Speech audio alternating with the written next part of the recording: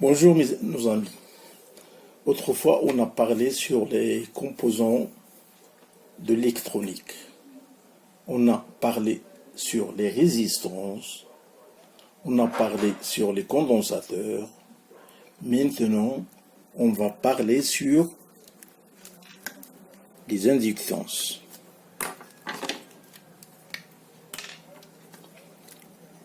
Les inductances.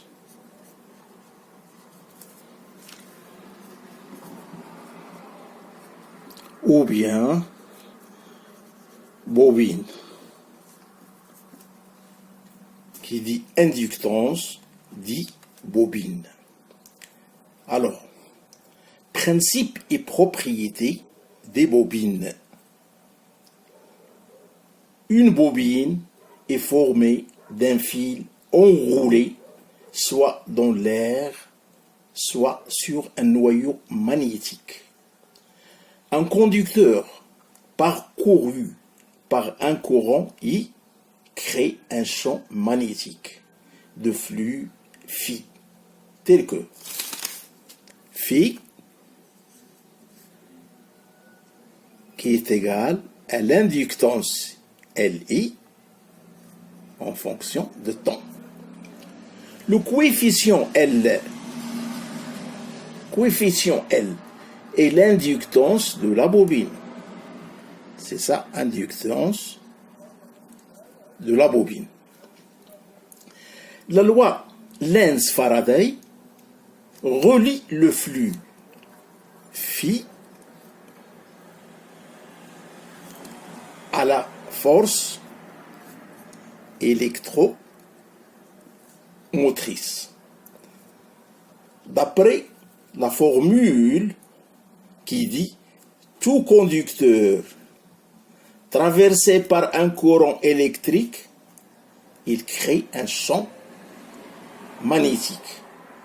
De cela, on entend la force électromotrice avec UT est égal la bobine D phi sur dt.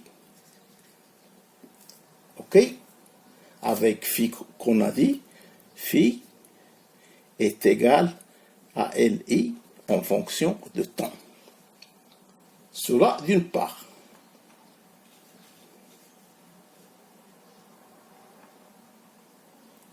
Voilà. Une bobine traversée par un courant I, elle fait créer un champ électrique. Voilà. Ce phénomène-là. Tout ça, c'est un champ magnétique. OK?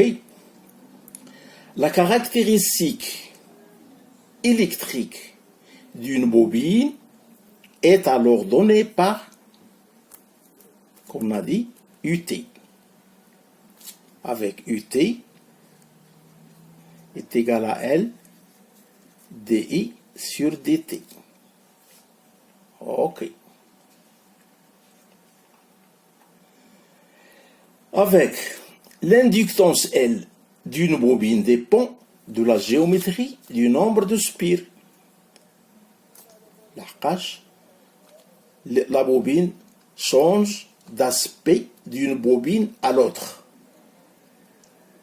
avec un nombre n qui est égal à nombre de spires.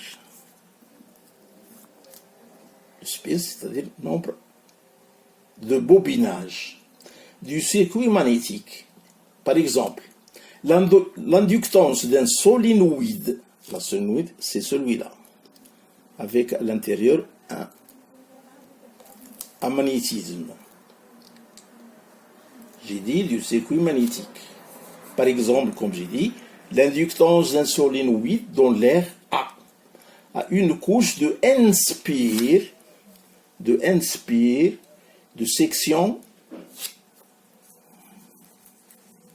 section S, avec la section qui est égale à pi r PR carré, et de longueur L supérieure ou égale au rayon. Dans ce cas-là, L est égal à mu 0.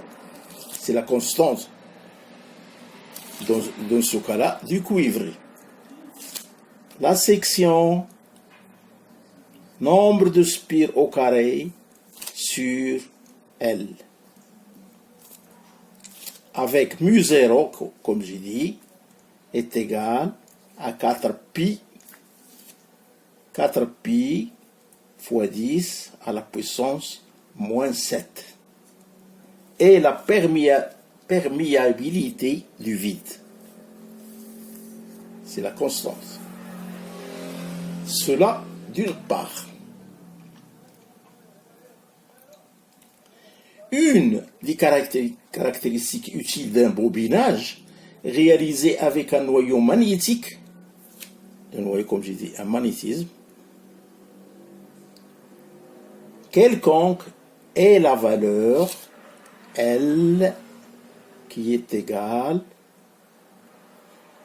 si je veux, L sur n carré est égal à mu 0, la perméabilité, fois mu R du rayon, fois la section M sur Lm.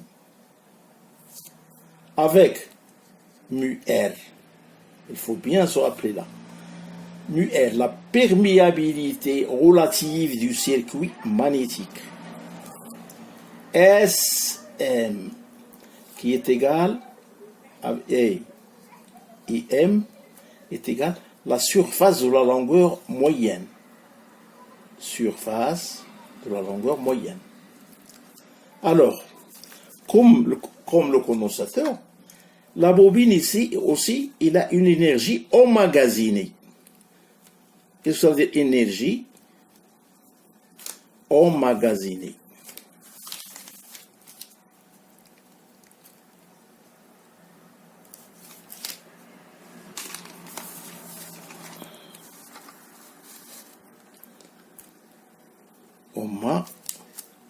Emmagasiné.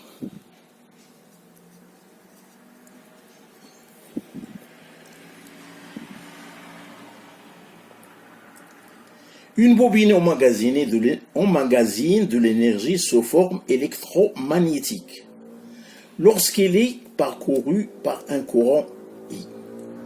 L'énergie emmagasinée dans une bobine traversée par un courant I à l'instant T.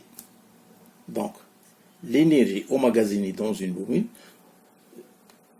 on le donne par la formule suivante.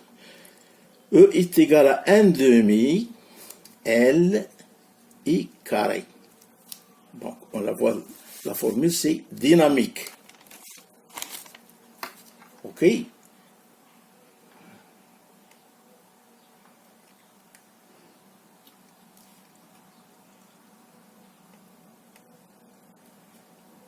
Donc voilà l'énergie, mais la puissance fournie à l'inductance, P, qui est égale à 1/2 L dI carré en fonction de temps toujours sur dt. Dans ce cas-là, il est difficile de faire varier rapidement le courant, le courant qui circule de la bobine. Et ceci d'autant plus que la valeur de son inductance L sera grande. Donc plus que le courant circule, plus que l'inductance augmente. Donc ils sont proportionnels. E est égal à demi L.